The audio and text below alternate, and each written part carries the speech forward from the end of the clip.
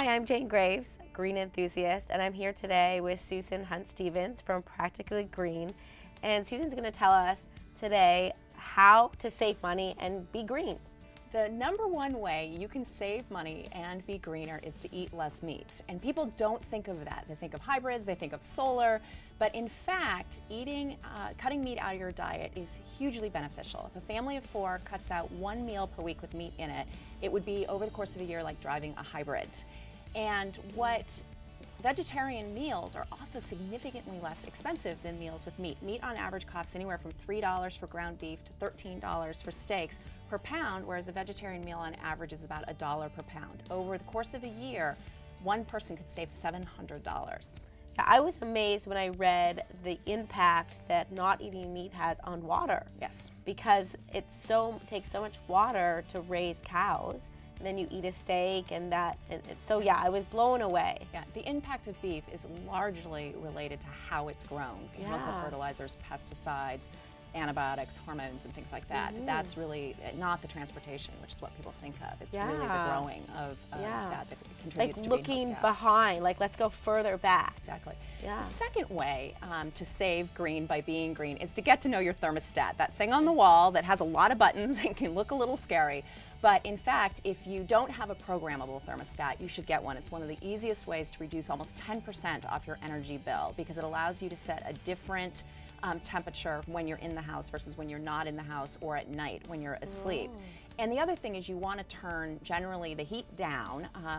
Energy Star, which is the government program, recommends 67 or below in the winter and 78 or higher in the summer. And the default settings is generally 72 for both. So learn how to change your thermostat and learn how to program it up and down is another great way to save energy and be greener.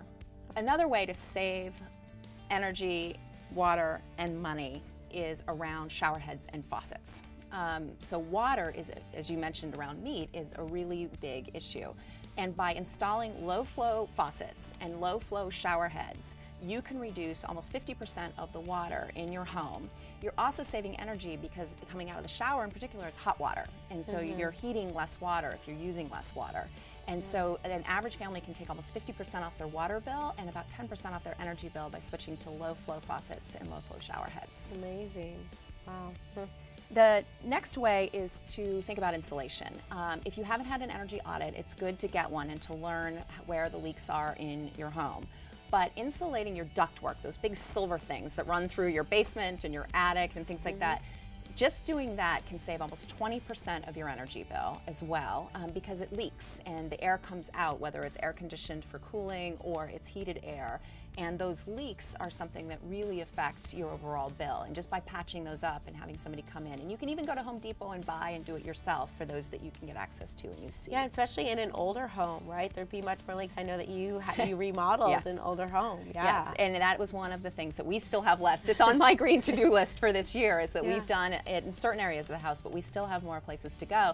And it's one of the top recommendations that we got from National Grid, our gas company, when they came in and said, here's additional ways on top of what you've already done to green your house. And I was surprised and actually excited by, oh wait, there's this big thing I can do. The final way is really around light bulbs. This is a CFL bulb, and if you don't have these, they really make a huge difference. So CFL stands for Compact Fluorescent Light Bulb, but it generally goes by CFL. And lighting is about 11% of the average home energy bill, and CFL lights, or LED lights, which are new, can cut 80% of your energy use and therefore your cost off of your lighting. So that would be the final recommendation of ways to save green by going green. Right, so the light bulb may be more expensive initially, but overall, you'll actually save money. You generally get the return on investment in the first year. Wonderful, that's great. Yeah, so just so people know that.